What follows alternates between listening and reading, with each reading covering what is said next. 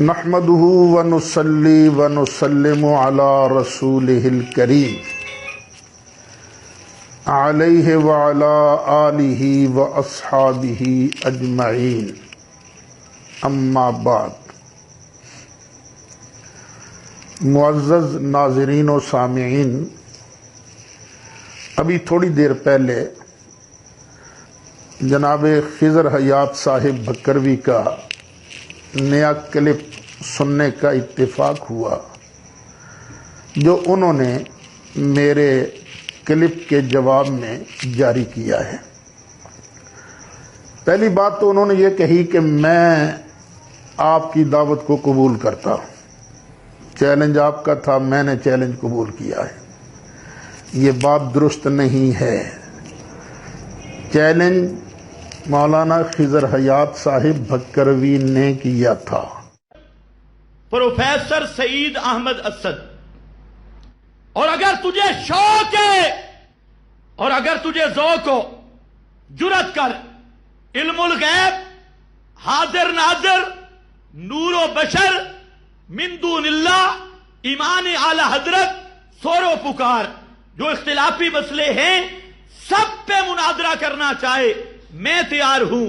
ایک کو متعین کرنا چاہتا ہے متعین کر، اور پھر کر مجھ سے رابطہ، تو انشاءاللہ دودھ دودھ پانی پانی سامنے آ جائے گا۔ جب میں نے اس کو چیلنج کیا، اور وہ چیلنج اب بھی ادھار ہے، جب میں نے اس کو چیلنج کیا اور وہ چیلنج اب بھی ادھار ہے، جب میں نے اس کو چیلنج کیا اور وہ چیلنج اب بھی ادھار ہے۔ پھر انہوں نے کہا ہے کہ علماء کو شستہ زبان استعمال کرنی چاہیے، تنابز بالالقاب نہیں کرنا چاہیے۔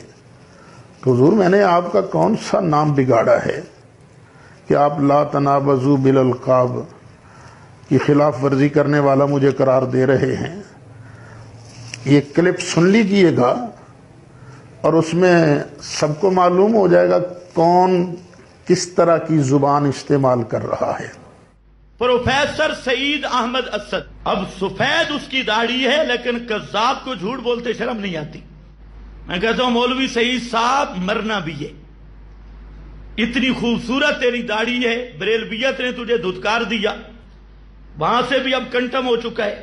ہم تو منتیں مانتے ہیں کہ ایسا کوئی فنڈر فن سے صرف کہانیاں حکایتیں نہ سنا، جرأت کر، موضوع میرا اشرف جلالی کا وہ چل رہا ہے، من دون اللہ کے موضوع پہ وہ فرار ہو چکا ہے۔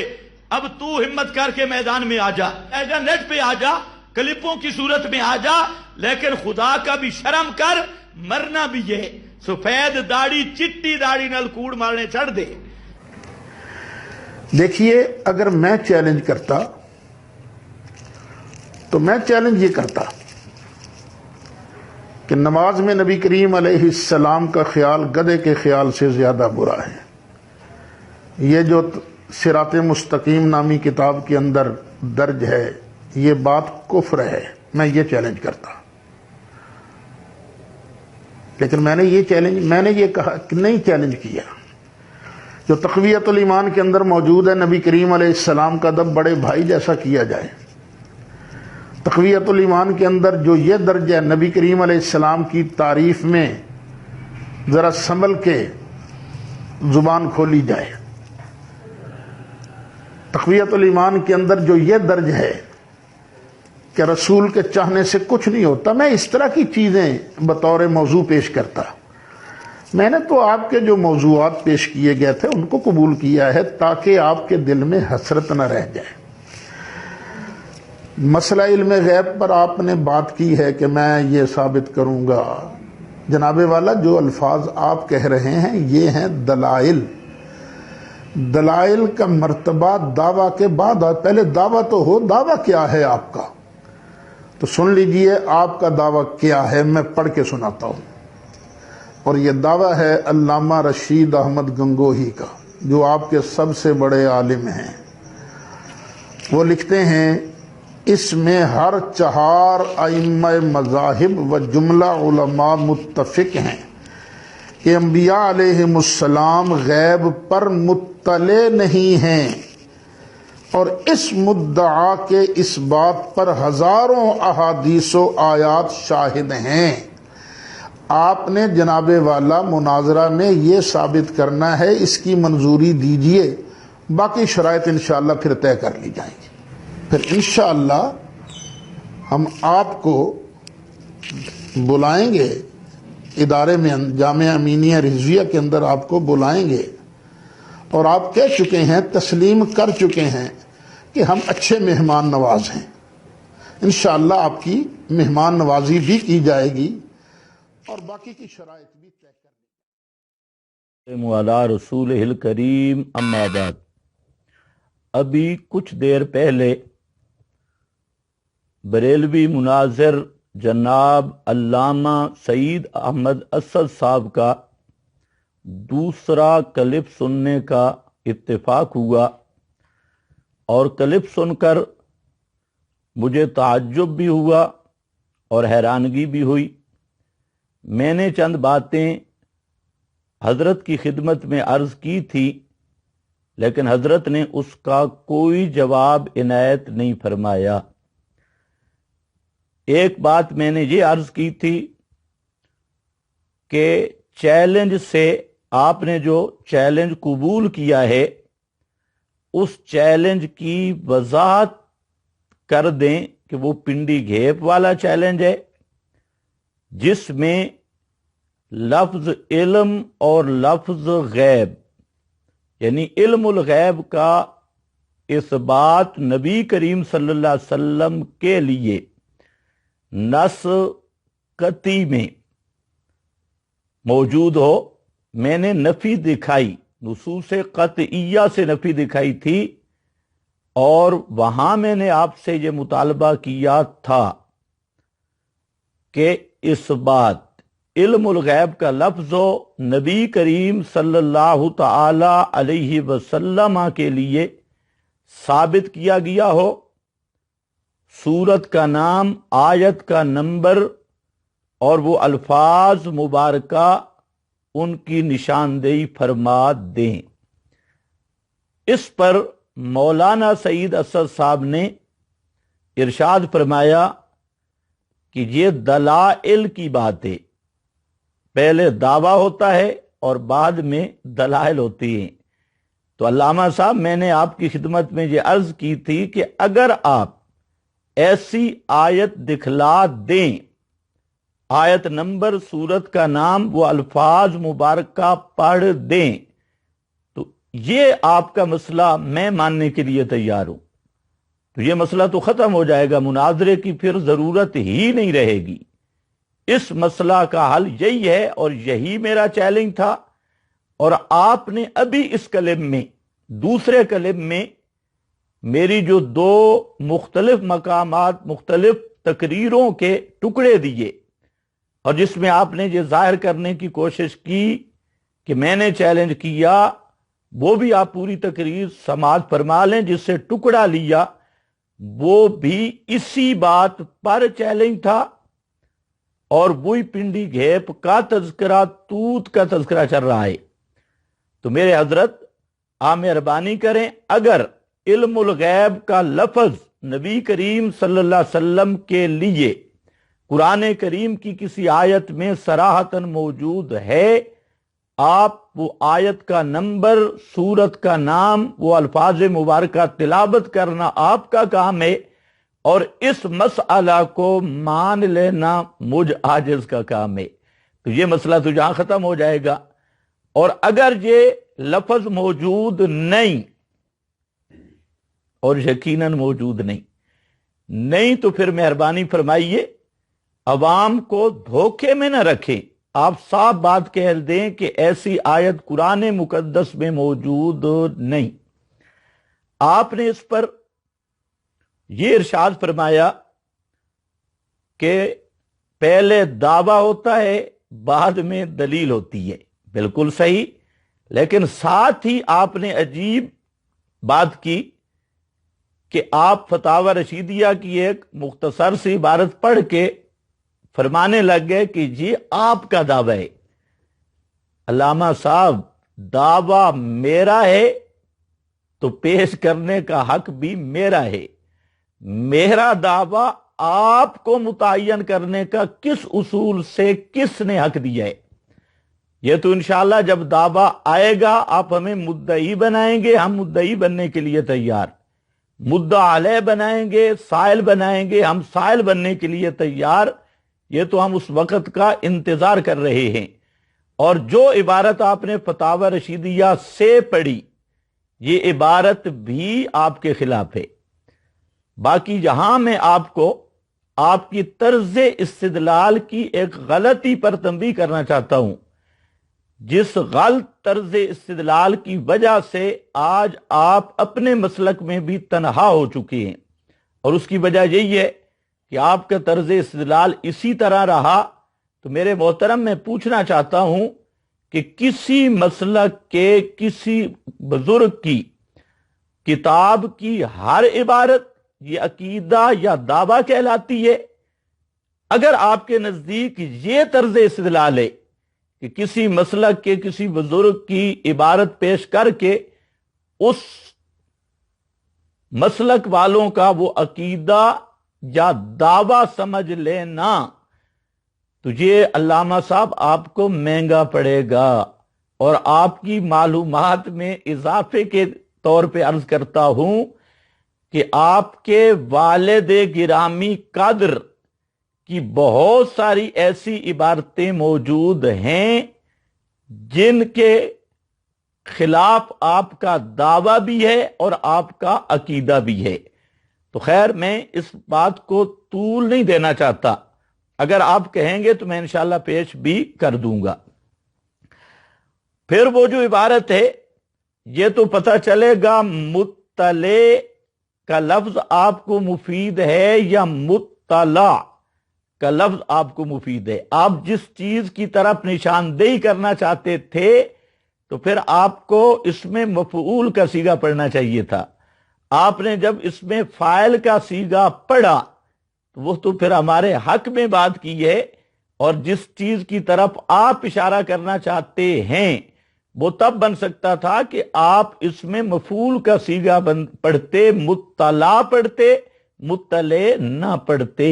آپ یہ تاثر دینا چاہتے ہیں، اپنی عوام کو بھی اسی دھوکے میں رکھا ہوا ہے کہ دیوبندی حضرات یا ہماری طرف یہ نسبت کرتے ہیں کہ یہ بعض غیوب پر اطلاع کے بھی منکر ہیں، حالانکہ اسی فتاوی رشیدیہ میں 5 مقامات پر اطلاع الہی سے بعض غیوب پر اطلاع، اللہ تعالیٰ کی اطلاع دینے سے بعض غیب کی بات پر علامہ گنگوئی رحمت اللہ تعالی علیہ نے تصریح فرما دی ہے۔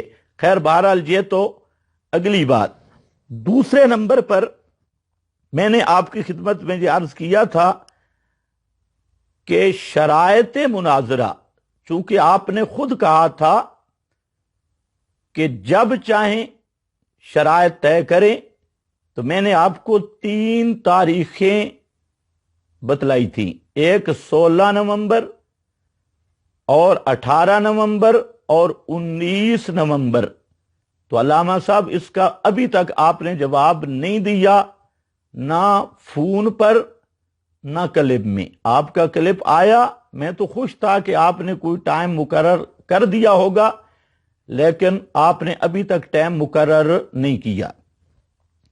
میں نے تیسرے نمبر پر میں نے آپ کو یہ بھی کہا تھا کہ اگر آپ مناظرہ کو بہترین انداز میں چلانا چاہتے ہیں تو کلپ بازی سے گریز کریں، اور ایک ساتھی کا آپ کو نمبر دیا تھا کہ آپ اپنا ذاتی موبائل نمبر عنایت فرما دیجئے، ابھی تک آپ نے وہ بھی عنایت نہیں فرمایا۔ اسی طریقہ سے میں اب بھی آپ سے گزارش یہ کروں گا کہ آپ مہربانی فرمائیں، موضوع متعین فرما دیں۔ یہ جو 5 موضوعات، علم الغیب، نور بشر، حاضر ناظر، من دون اللہ، ایمان اعلی حضرت، جو آپ نے ارشاد فرمائے اور بقول آپ کے آپ نے چیلنج قبول کیا، تو ان میں آپ طے فرما لیں کہ ان سب موضوعات پہ آپ گفتگو کرنا چاہتے ہیں یا بعض پر۔ میرا مشورہ پہلے بھی ترجیح ایمان اعلی حضرت اور تحقیق من دون اللہ، اور اگر آپ سب پہ کرنا چاہتے ہیں ہم پھر بھی تیار ہیں حسب وعدہ۔ تو اس کی متعین فرما کے آپ شرائط مناظرہ کی ڈیٹ مقرر فرما دیں تاکہ ہم آپ کے مدرسہ میں آ کر یہ شرائط طے کر سکیں اور آپ کی میزبانی کا شرف بھی حاصل کر سکیں۔ اس کے ساتھ آپ نے عجیب بات یہ فرمائی کہ اگر میں چیلنج کرتا تو تقویت الایمان کی عبارات پیش کرتا، صراط مستقیم کی عبارات پر چیلنج کرتا۔ تو علامہ صاحب یہ آپ اللہ کا شکر کرو کہ آپ نے چیلنج نہیں کیا۔ اگر آپ ان عبارات پر چیلنج کرتے تو آپ کے لیے احمد رضا خان کا ایمان ثابت کرنا مشکل ہی نہیں ناممکن بن جاتا۔ یہ بات بھی آپ ذہن میں رکھ لیں، چونکہ ابھی یہ موضوع نہیں، ابھی ہمارے وہ 5 موضوع جو آپ نے ہماری حسرت پوری کرنے کے لیے مقرر کیے، ہم آپ کا شکریہ ادا کرتے ہیں، اور ان 5 موضوعات پر بحث کرنے کے بعد اگر آپ کا ذوق ہوا تو انشاءاللہ پھر 6واں موضوع بھی آپ کی حسرت ہم بھی پوری کر دیں گے۔ یہ بھی آپ ذہن میں رکھ لیں، لیکن یہاں پر ایک بات ذہن میں رکھ لیں کہ ابھی یہ عبارات کی بات نہیں آ رہی، ہمارے موضوعات پہلے متعین ہو چکے ہیں، اب ان موضوعات سے باہر جانا بہتر نہیں ہے، پہلے ان موضوعات کا فیصلہ ہو جائے، یہ موضوع بھی آ جائے گا۔ اور میں نے جو آپ کو بات کی آپ کی معلومات کے لیے عرض کرتا ہوں کہ آپ حضرات صراط مستقیم اور تقویت الایمان کی بعض عبارات کو گستاخی قرار دیتے ہیں، اور جناب احمد رضا خان اعلی حضرت آپ کے، انہوں نے تو اس کو سب و دشنام کا نام بھی دیا، سری گالیوں کا نام بھی دیا ہے۔ تو ظاہر بات ہے اب ذرا علامہ صاحب انصاف کرنا، اگر واقعتاً آپ کے دل میں محبت رسول ہے تو محبت رسول میں اب ذرا انصاف کرنا۔ اب مسئلہ یہ ہے کہ اگر تقویت الایمان یا صراط مستقیم ان کی عبارات سری گستاخی پہ مبنی ہیں اور ان کا لکھنے والا وہ اللہ رسول کو گالیاں دینے والا ہے، جیسا کہ آپ کے اعلی حضرت نے تحریر کیا ہے اور آپ بھی اسی روش پہ قائم ہیں، تو پھر یہ مسئلہ مسلمہ ثابت شدہ ہے کہ جو گستاخ رسول کے کفر میں شک کرے وہ خود کافر ہے، اور احمد رضا خان نے خود لکھا ہے کہ گستاخ رسول کے کفر میں شک کرنے والا اور اس کے عذاب میں شک کرنے والا وہ خود کافر ہے۔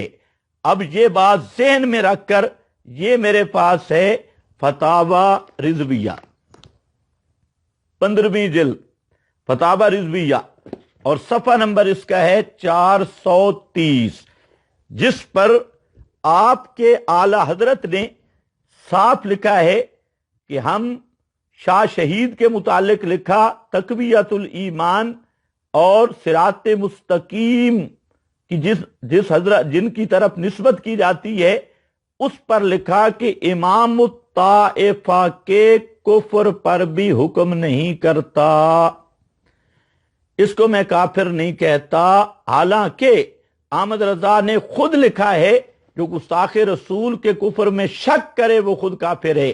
اب آپ حضرات کے لیے 2 راستے ہیں، یا تو تقویت الایمان اور صراط مستقیم کو گستاخی کہنا چھوڑ دیں، اگر وہ واقعتاً گستاخی ہے تو پھر آپ کو اعلی حضرت کی قربانی دینا پڑے گی، پھر انصاف کا تقاضا یہ ہے کہ اس کو بھی کافر کہو اور احمد رضا خان کو بھی کافر کہو، کیونکہ یہ گستاخ رسول کے کفر میں صرف شک نہیں کر رہا بلکہ کہہ رہا ہے کہ اسے مسلمان سمجھا جائے، اسے کافر نہ کہا جائے۔ اور اس پر اس نے آگے یہ بھی کہا ہے کہ علماء محتاطین اسے کافر نہ کہیں وعلیہ الفتوی وہو الصواب۔ تو آپ فرما رہے تھے کہ میں اگر چیلنج کرتا تو یوں کرتا، تو میں کہتا ہوں جی آپ اللہ کا شکر کریں، 2 رکعتیں نماز شکر ادا کریں یا 4 پڑھ لیں، اور شکر ہے آپ نے چیلنج نہیں کیا، ورنہ آپ کو احمد رضا خان کی قربانی دینا پڑتی اور دنیا دیکھتی کہ باقی آپ محبت رسول میں اگر مخلص ہیں تو ان کو بھی گستاخ کہیں اور احمد رضا خان کو بھی پکا کافر سمجھیں۔ اب آپ پر میں چھوڑ رہا ہوں، چونکہ یہ ہمارا موضوع نہیں ہے، ہمارا موضوع فی الحال وہی ہے جو پہلے میں نے آپ کے سامنے عرض کیا ہے۔ باقی یہ الفاظ کے ہیر پھیر آپ کلم میں میرے کچھ سابقہ تقریریں سناتے رہے اور آپ یہ ثابت کرنا چاہتے تھے کہ میں نے سخت زبان استعمال کی۔ حضرت جی وہ بھی ابتدا آپ سے ہوئی تھی، چکڑالہ کے ایریا میں آپ ہی نے ہمیں یاد فرمایا اور ابتدا آپ نے کی، تو عمل کا وہ رد عمل ہے۔ باقی رہ گئے تقریروں کا معاملہ، تو وہ آپ خود کہا کرتے ہیں کہ جب 2 مخالف مسلک ہوں تو وہ ایک دوسرے کو بہت کچھ کہا کرتی ہیں۔ میں نے جو آپ کو کہا تھا تنابز بالالقاب کی بات، تو وہ جب میری اور آپ کی مناظرے کی بات شروع ہو رہی ہے تو میں نے کہا دوران گفتگو ایسے الفاظ استعمال نہیں ہونے چاہیے کہ جو اخلاق سے گرے ہوئے ہوں یا گالیاں یا اس طرح کی چیزیں ہوں، تاکہ سنجیدگی سے یہ مناظرہ اپنے اختتام پر پہنچے اور اپنے منطقی نتیجے پر پہنچ سکے۔ میں آخر میں پھر گزارش کروں گا علامہ سعید احمد صاحب اسد بریلوی امام المناظرین کو کہ آپ مہربانی فرمائیں کلپوں سے گریز کریں، آپ مہربانی کر کے اپنا جو ڈیٹ ہے وہ 16، 18، 19 نومبر کی وہ آپ متعین فرما دیں اور ساتھ موضوع بھی متعین فرمائیں تاکہ شرائط طے ہوں اور مناظرے کا وقت مقرر ہو، اور یہ مناظرہ اللہ کرے سنجیدگی کے ساتھ طرفین سے ہو اور ایک تاریخی مناظرہ بنے اور دنیا حق اور باطل کا فرق سمجھ سکے اور تلبیس کے بادل چھٹ جائیں اور واضح صاف مسئلہ جو حق مسئلہ ہے کتاب و سنت کا وہ لوگوں کے سامنے آ سکے۔ وما علینا الا البلاغ۔